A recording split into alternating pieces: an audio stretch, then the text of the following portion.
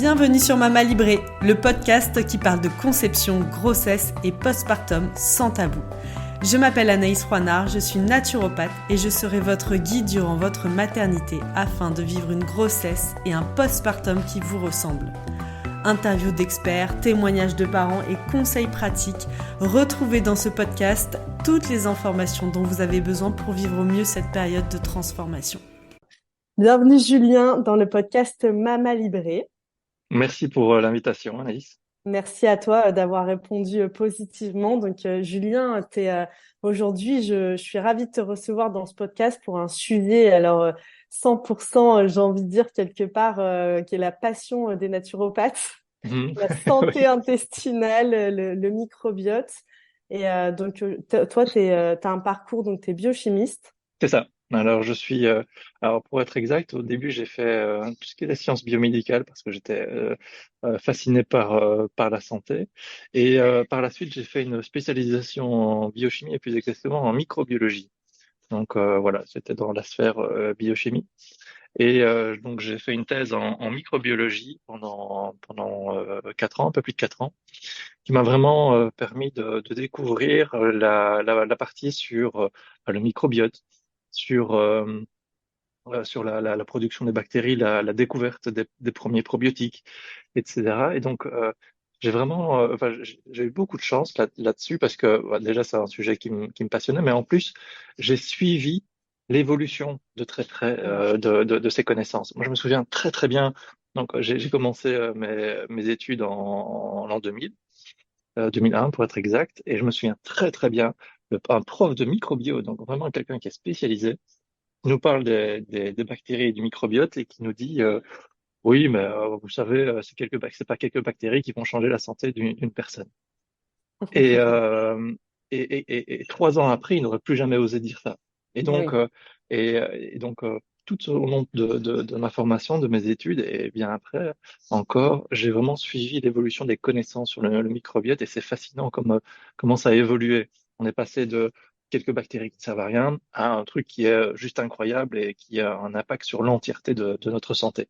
Donc voilà, c'était vraiment très intéressant de suivre ça. Et oui, est-ce que tu peux nous dire justement, si on pouvait le définir, ce microbiote, aujourd'hui, avec les connaissances actuelles, Oui, j'avais beaucoup aimé ce dont tu avais évoqué, tu avais parlé vraiment de l'importance du microbiote au niveau du système immunitaire, au niveau de la santé globale, mais oui. concrètement, si on devait un peu se l'imager, pour ceux qui sont pas du tout dans le milieu et qui découvrent peut-être même pour la première fois entendre parler du microbiote intestinal, qu'est-ce que c'est? Alors, le microbiote intestinal, c'est tous les micro-organismes qu'on va retrouver au niveau intestinal. Donc, la définition est assez simple, mais son impact est juste gigantesque. Parce que, en fait, déjà, première chose, il faut savoir que ces micro-organismes, essentiellement des bactéries, mais il n'y a pas que ça, eh bien, il y a plus de cellules bactériennes dans notre tube digestif que de cellules qui composent l'entièreté de notre corps. Donc ça, Hmm. c'est déjà un point hyper important, c'est-à-dire que en termes de qui nous sommes, est-ce que nous sommes plus des bactéries ou, enfin, quelques réflexions philosophiques assez amusantes à faire autour.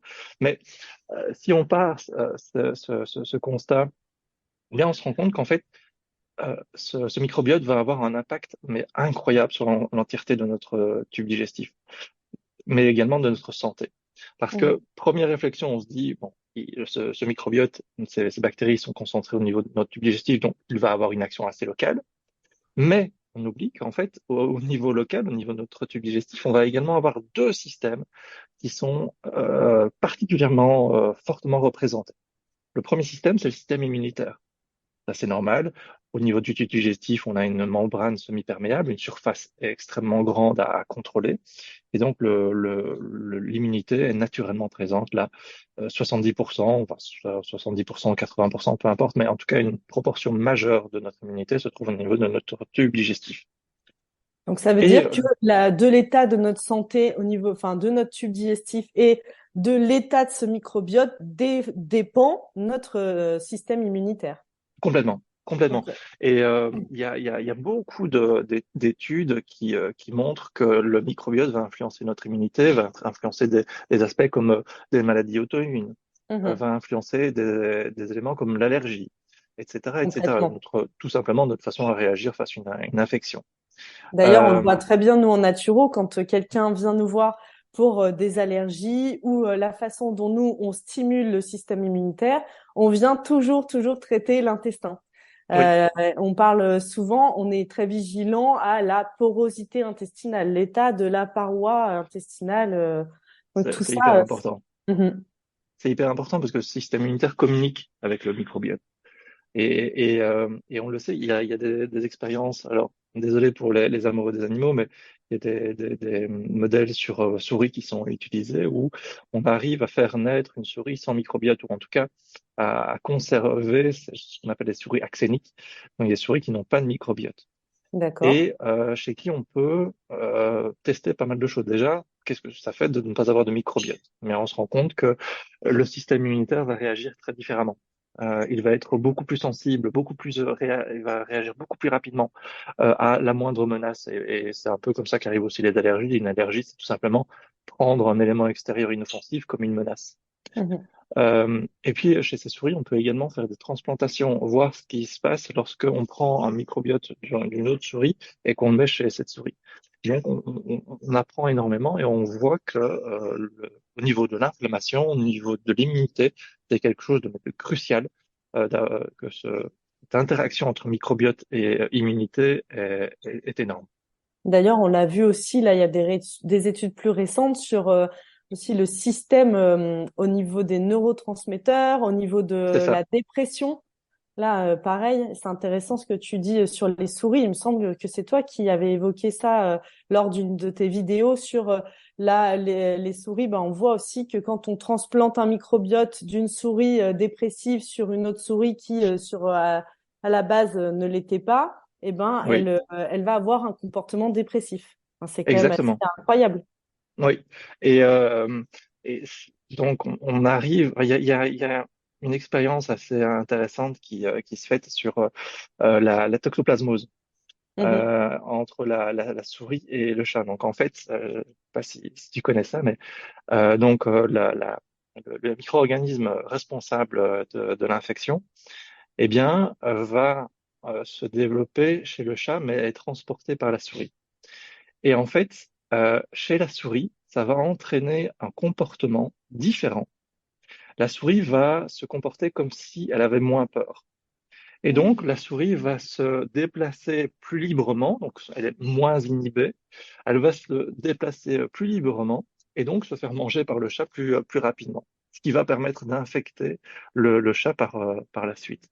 Et donc, en fait, on se rend compte que des micro-organismes d'autres organismes, parce que ici c'est pas une bactérie, mais peut modifier notre comportement. Et donc Mhm. on l'a vu par la suite chez l'humain, mais le sommeil, le stress sont des éléments qui vont être influencés par le microbiote. Et donc là encore, on est contrôlé en partie par l'extérieur. Et oui, par l'extérieur et en même temps, Oui, donc, nous, on aime beaucoup en naturopathie dire on est contrôlé par ce que nous ingérons. Du coup, oui, ce bah que oui, nous là, oui, consommons, exactement. on Oui, devient ce que l'on mange un peu quelque oui. part. Oui, oui, tout à fait. À plein de niveaux différents. En plus, ce qu'on va ingérer va nourrir le microbiote et ainsi de suite. Mhm. Donc, c'est parfaitement vrai. Donc aujourd'hui, moi, je suis ravie que tu sois dans ce podcast là sur Mama Libré parce que donc on parle beaucoup dans Mama Libré de la naissance, Oui, de aussi l'allaitement, de voilà de la grossesse et donc la santé de la maman et du futur bébé nous importe. Et dans cette santé de la maman et de la santé de son microbiote, de la santé, de sa santé intestinale, va découler la santé de son futur bébé. exactement. Oui, oui, tout à fait. Et en fait, ces interactions vont se dérouler à différentes étapes.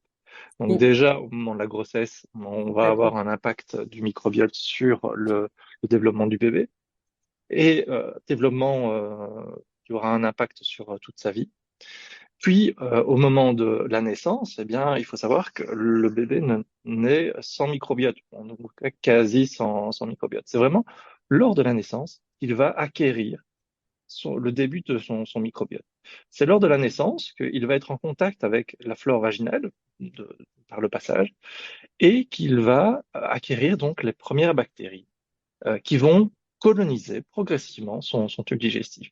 Et donc, on le voit très clairement quand on regarde le microbiote d'un nouveau-né. Eh bien, ce microbiote ressemble est quasi à l'identique par rapport au microbiote de sa maman.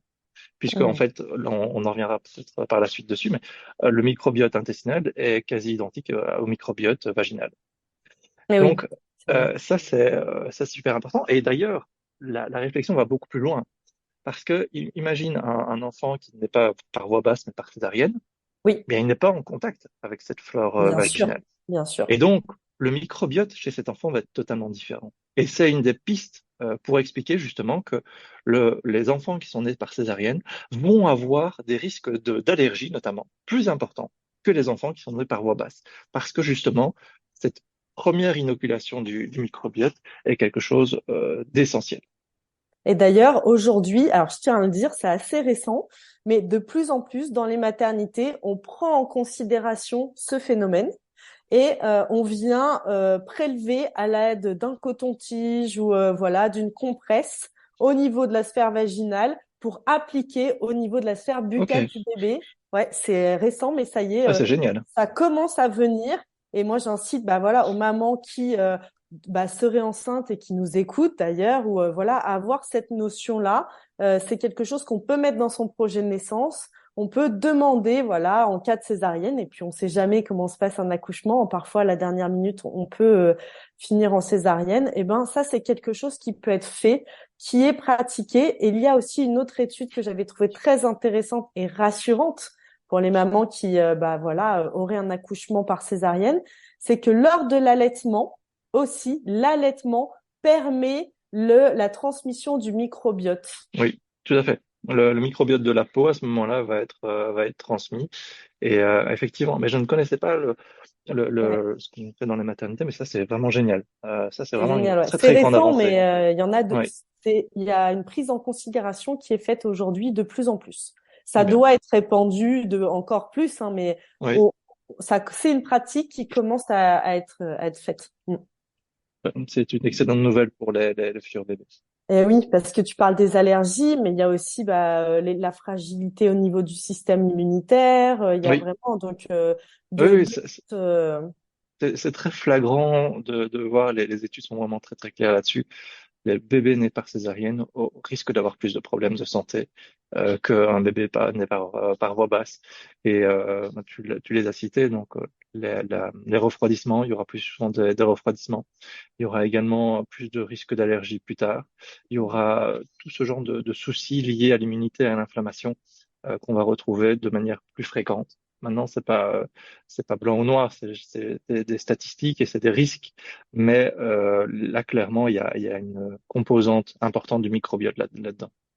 Et donc, c'est intéressant aussi de préciser que le microbiote, alors, c'est un peu une carte d'identité avec laquelle on va grandir, évoluer, puisque, bah, Oui, comme tu disais, on est sans microbiote, et puis après, notre environnement, tout ça va venir ensemencer ce microbiote. Et voilà. est-ce que, voilà, imaginons quelqu'un qui se dise, bah, voilà, moi, j'ai eu une alimentation bah, j'ai pas prêté attention à mon alimentation, j'ai eu beaucoup de stress, peut-être que j'ai eu beaucoup aussi de traitements antibiotiques qui Oui, viennent tout à fait. laver Mhm. cette flore intestinale. Est-ce que voilà, ce microbiote, on a un impact? Alors oui, on a un impact dessus. En fait, il faut savoir que les premières années de vie, on a un microbiote qui peut changer rapidement. Qui peut évoluer rapidement, en bien ou en moins bien. Donc, Mhm. on a beau naître par voie basse et Ou avoir bien. Mhm. un allaitement, etc., etc. Si on commence à prendre des cures d'antibiotiques à 3-4 ans, c'est pas ça ça va quand même créer des problèmes. Mais donc, Mhm. en étant jeune, on a quand même une plus grande variabilité ou évolution du microbiote. C'est normal. Le microbiote était totalement inexistant, donc il faut le temps qu'il se mette en place. Et puis avec l'âge, on commence à avoir un microbiote de plus en plus stable, de plus en plus résistant face au changement. Et donc, malheureusement, si on est dans un état de microbiote déséquilibré, il va falloir mettre énormément d'énergie pour le faire changer d'état. Il y a un concept que j'aime beaucoup, qui est parfois un peu compliqué à expliquer, mais je vais essayer d'être le plus simple possible, c'est le concept de résilience. Mm. Imagine, tu es euh, de ton côté, il y a pas mal de relief, donc tu es dans une vallée et tu as une énorme boule à faire passer de l'autre côté de la vallée. Donc, tu dois faire monter la boule au sommet de la colline ou de la montagne et la faire retomber de l'autre côté. Mais en fait, ce microbiote, cette boule, ça va représenter le microbiote Mm. et son état d'équilibre. Imagine, tu commences à le faire pousser d'un côté de la vallée. Si tu arrêtes tout, bah, automatiquement, la boule redescend et revient à son état d'équilibre, à son état au fond de la vallée. Mm. Pour passer d'un état stable à un autre état stable, pour reprendre mon exemple, en fait, il faudrait passer d'une vallée à une autre. Ok. Il faudrait, et donc, il va falloir mettre énormément d'énergie pour faire monter cette boule au sommet de la colline, et puis la faire redescendre de l'autre côté. Et en fait, c'est exactement ce qui se passe au niveau du microbiote. Imagine, tu essayes de le modifier, tu vas commencer à manger de manière plus équilibrée, tu vas faire attention au stress, tu vas faire plus d'activité physique. Mais parfois, c'est pas suffisant. Mhm. Parfois, ça va faire, certes, évoluer le microbiote, mais dès que tu vas arrêter ce que tu fais, ça va vite revenir à l'état d'équilibre. Pour vraiment changer son état d'équilibre, pour passer d'un état d'équilibre négatif vers un autre état plus positif, eh bien, on va vraiment devoir mettre énormément d'énergie et c'est là que, bah, bien sûr, l'alimentation est importante, bien sûr, le style de vie est important, bien sûr, l'activité physique est importante, mais c'est là aussi on va avoir besoin parfois d'éléments supplémentaires comme des produits fermentés. On en parlera par la suite, mais je suis Bien un sûr. grand fan de ces produits fermentés, éventuellement des probiotiques pour ceux qui pensent que c'est bon, de fibres, surtout de fibres, ça c'est vraiment génial, Mhm. et les prébiotiques. Donc voilà, toute une Bien série sûr. de Et solutions. puis, quand tu parles de produits, mais ça, on va en parler, en effet, c'est sûr après, parce que ça sera un peu nos solutions finalement, dont on parle beaucoup même en naturopathie, les super aliments et tout. Et dans nos super aliments qui viennent nourrir notre bonne flore intestinale, ben, c'est tous les produits lacto-fermentés, fermentés, et qui viennent nourrir notre microbiote et faire en sorte qu'il fonctionne de façon optimale. Exactement, exactement. Tous ces facteurs vont contribuer à la bonne santé et vont permettre éventuellement de changer euh, l'équilibre, l'état d'équilibre du microbiote. Je, on pourrait prendre, pour parler de cet état d'équilibre, parce que je sais que c'est parfois difficile de le comprendre, mais prendre un autre exemple qui est que votre microbiote, lorsque vous allez commencer, imaginons, vous êtes fin d'année, vous allez chez des amis faire la fête, pour les fêtes de fin d'année, pour Noël, etc., dans la famille, vous allez manger de manière déséquilibrée. C'est pas pour ça que votre microbiote va être changé totalement. Mhm. Lorsque vous allez revenir chez vous, lorsque vous allez de nouveau faire attention, le microbiote reviendra à son état d'équilibre. Lorsqu'on on discute avec des personnes qui ont eu un gros changement au niveau de leur microbiote, en fait, on se rend compte qu'il y a eu une accumulation de facteurs négatifs. Il y a eu bien sûr la malbouffe, une alimentation déséquilibrée. Il y a eu également peut-être parfois des utilisations importantes d'antibiotiques et Mhm. aussi un choc psychologique très très important. Donc Mhm. tout ça a fait qu'on a pu passer d'un état à un autre. Bien, pour revenir dans l'autre sens, il va falloir mettre autant d'énergie pour revenir à son état d'équilibre initial. Et en fait, on pourrait aussi nommer un peu donc quels sont les signes qui doivent nous alerter d'un microbiote qui ne fonctionnerait pas de façon optimale. Alors, les signes, ils sont multiples et ça va dépendre d'une personne à l'autre. Déjà, on a On peut parlé avoir... des états d'allergie. Ça, je trouve que c'est important de le dire parce Oui, qu'il y a de plus en plus de personnes qui sont polyallergiques. Et oui, même, donc, on peut parler au pollen et tout, mais nous, moi, en tant que naturopathe, je l'observe, des gens qui viennent au cabinet et qui sont rentrés dans des évictions multiples et de plus en plus importantes dans leur alimentation.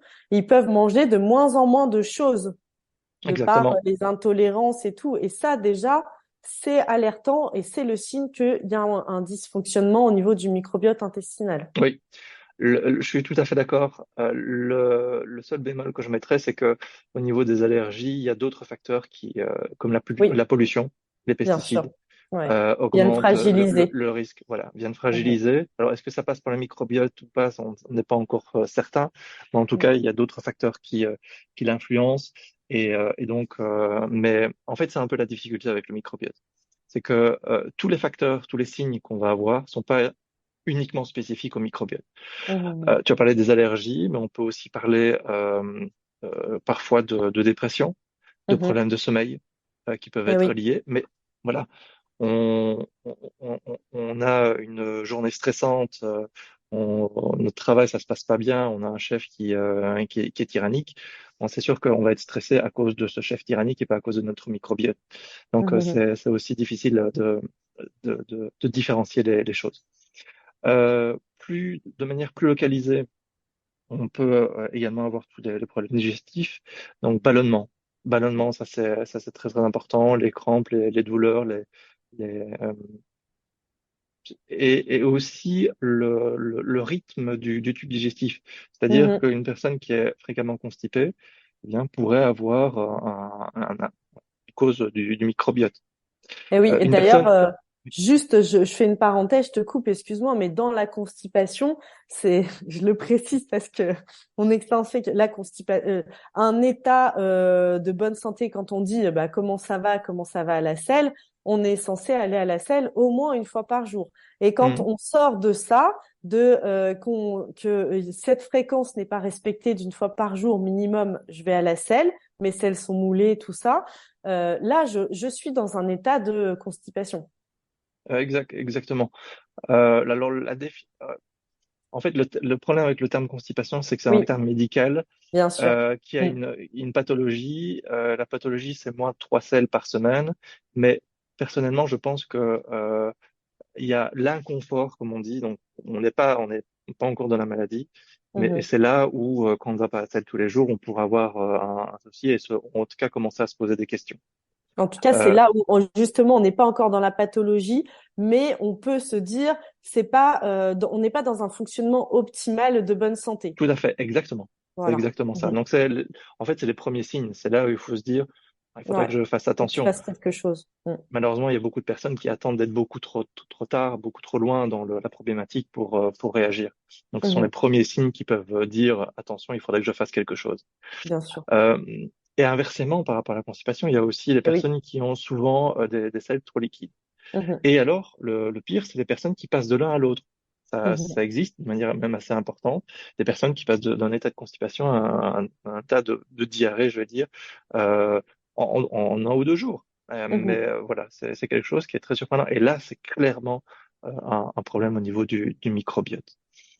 Il y a d'autres impacts également du microbiote qu'on pourrait citer, les problèmes de peau, Mhm. les problèmes de digestion en général, les problèmes d'intolérance alimentaire, tout ça va être en partie lié au microbiote. Et aussi, donc là, aujourd'hui, moi, j'avais vraiment envie qu'on parle de l'importance du microbiote donc intestinal et en lien direct avec la santé et le microbiote vaginal, Oui, justement de cette intercorrélation. oui. Mais en fait, on s'est assez vite rendu compte que les deux microbiotes étaient identiques ou quasi identiques. Il y a très très peu de différence entre les deux. Et en fait, on s'est rendu compte, bah, tout simplement par proximité anatomique, je veux dire, Mhm. il y avait un passage de l'un à l'autre et que le microbiote vaginal allait être influencé par le microbiote intestinal. Et que ce microbiote vaginal pouvait également avoir des impacts importants sur la santé. On a parlé lors de la naissance, mais pas que. On a également évoqué pas mal de cas dans la ménopause, dans la façon dont les femmes vivaient la ménopause pouvait être influencée par le microbiote vaginal. Euh, et donc ça, c'est un élément important. Il y a quelques jours, il y a une étude intéressante qui est sortie en lien avec euh, pardon, j'ai juste perdu le nom. Euh, L'endométriose. voilà, l'endométriose. Merci Mhm. beaucoup. On en a parlé juste avant. Qui montrait qu'en fait, il y avait une bactérie spécifique qui était moins présente. ou plus présente en fonction de si on l'avait ou on ne l'avait pas. Et donc, ça aussi, ça ouvre pas mal de pistes de se dire, mais oui, là encore, le microbiote pourrait être un moteur dans cette problématique et donc pourrait être éventuellement une solution. Ouais, pour être un levier en tout cas, pour Oui. apaiser et pour moi qui accompagne beaucoup, comme je te disais là juste avant notre émission, notre enregistrement sur les femmes atteintes d'endométriose, j'observe que quand on revoit l'alimentation, qu'on met en place des choses pour prendre soin du microbiote intestinal, il y a une nette amélioration de tous les symptômes en général liés à l'endométriose. Mhm. C'est marrant ce que tu dis parce que dans cet article, une des conclusions de l'article, c'était de dire, bah, OK, on sait qu'il y a une bactérie qui impacte négativement l'endométriose. Eh bien, alors, l'objectif, ça va être d'essayer de l'éliminer, de la tuer. Euh, ça me fait sourire parce que c'est un discours qu'on a déjà eu sur les candidoses et d'autres problématiques comme celle-là, où la première réaction, c'est de se dire, il y a un problème, on va essayer de On le l'élimine. supprimer, de l'éliminer, sans penser que pour éliminer ce problème, on va avoir des conséquences parfois dramatiques. Parce que dans ce cas-ci, le but, c'est de trouver un antibiotique. Mais l'antibiotique, si on le prend, il va peut-être tuer la mauvaise bactérie, mais il va également tuer toute une série d'autres bactéries. Eh Et c'est oui. ça que j'aime beaucoup avec l'approche naturopathique, c'est que la réflexion, elle est parfois inversée. Mhm. Au lieu de se dire on va essayer de tuer la bactérie, on va se poser la question mais pourquoi est-ce qu'elle est présente? Mhm. Et est-ce qu'il n'y a pas un autre moyen pour la réduire? Est-ce qu'on ne pourrait pas, par l'alimentation, justement renforcer les autres bactéries, renforcer notre système Exactement. immunitaire naturel qui va lutter contre cette mauvaise bactérie?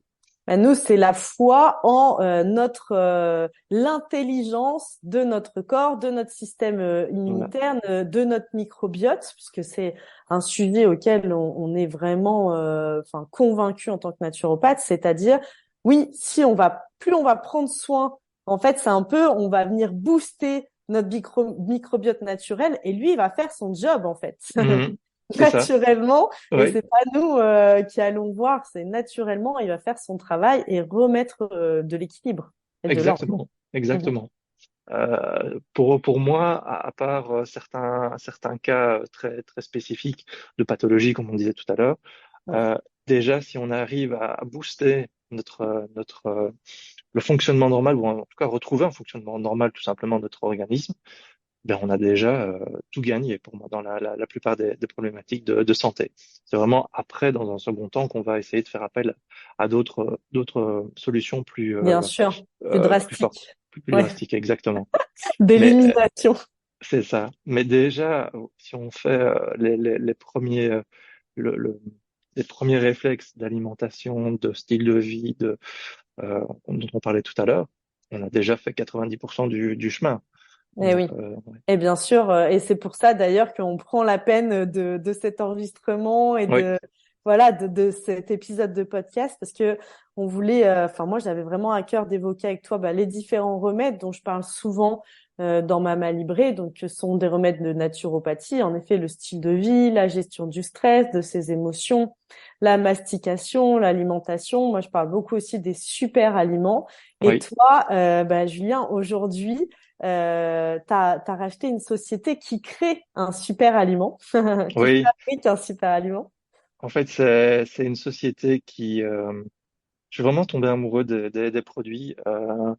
Il y a une personne qui était là, qui a vu, enfin, qui était à côté de moi quand j'ai découvert les produits de la société pour la première fois, et qui a dit par la suite que j'étais comme un enfant dans un magasin de jouets.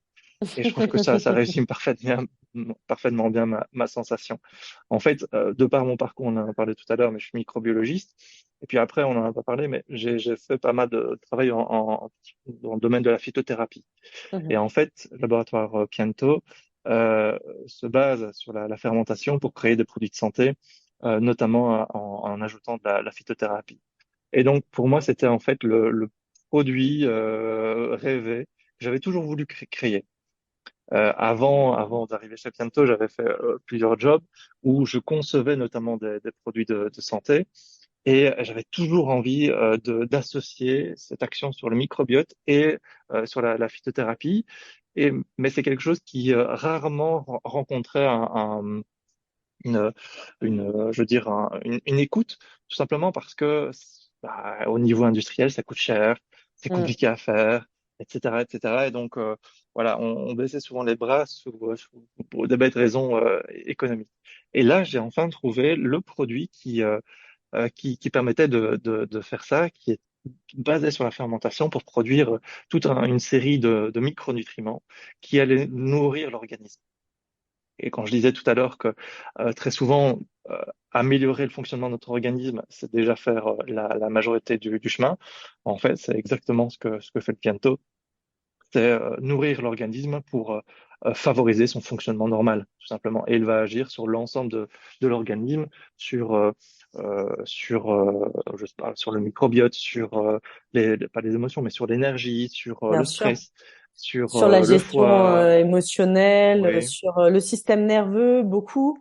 exactement. Il y a aussi tous les oligo-éléments qui sont présents, qui Oui. sont hyper intéressants, qu'importe notre état de santé finalement. Moi, ce que j'aime beaucoup avec le Pianto, alors c'est assez fou parce que moi, quand je t'ai rencontré, moi, j'ai entendu parler du Pianto lors de ma formation de naturopathie. Enfin, c'était Mhm. presque un produit 100% d'hygiénisme, un peu, tu vois, les bases Mhm. de la naturopathie, le Pianto qui va faire un travail de fond, un travail de terrain. Et nous, c'est ce qu'on aime faire en tant que naturopathe. On aime C'est ça. bien faire, bah voilà, avant de voir, il y a une problématique ici, traiter le terrain et de façon globale avec des produits comme le Pianto qui, là, vient nourrir en profondeur l'organisme. Oui, oui, exactement. C'est exactement ça. Moi, ça me parlait à 100%. J'aimais vraiment cette approche. Et je disais, je suis vraiment tombé amoureux de ces produits et j'essaye aujourd'hui oui, de les faire connaître au mieux. Est-ce que tu peux juste nous expliquer en quelques mots, de façon simple, comment est fabriqué ce produit et qu'est-ce qui fait qu'il est si riche de façon globale? En fait, on va utiliser la fermentation. J'allais dire la magie de la fermentation parce que c'est plus scientifique que ça, mais je trouve que le terme colle assez bien parce qu'il y a encore beaucoup de choses qu'on ne connaît pas. En fait, la formule a été développée en 1958 par quelqu'un que je trouvais très très visionnaire. Euh, en tout cas, qui a compris que le microbiote, même si en 58 on n'en parlait pas du tout, qu'on n'avait pas ce Non. terme, était quelque chose d'essentiel pour la santé. Et par la fermentation, donc par l'utilisation de micro-organismes, nous allons produire toute une série de micronutriments. Alors derrière ce terme micronutriments un peu vague, on va produire des enzymes, des protéines, des acides aminés, des acides gras à chaîne courte, on va produire des vitamines, toute une série de composés qui vont venir nourrir l'organisme. Et alors, pour ceux qui sont un peu familiers avec la fermentation, la différence entre la fermentation qu'on peut faire chez soi dans sa cuisine avec des légumes lactofermentés et la fermentation qu'on peut faire avec le Pianto, en fait, c'est juste un concept de jusqu'où on va aller. C'est-à-dire que Mhm. quand on fait une fermentation, un légume lactofermenté, le but c'est quand même de garder le légume. C'est un Mhm. peu, enfin, Mhm. il y a le fait d'améliorer sa qualité, mais aussi quand même de le conserver. Dans le Pianto, en fait, le substrat qu'on utilise, la betterave dans notre cas, eh bien, va être totalement consommé, quasi totalement mangé par les micro-organismes. Pour te donner un ordre de grandeur, pour produire 1 kilo de betterave fermentée, on a besoin de 50 à 60 kilos de betterave. Donc, c'est vraiment pour te donner un ordre d'idée de jusqu'où on va dans ce processus. Et donc, ça permet de produire un très grand nombre de micronutriments qui vont venir nourrir l'organisme. Donc, on a parlé des vitamines, des acides aminés, etc. On a également énormément de minéraux.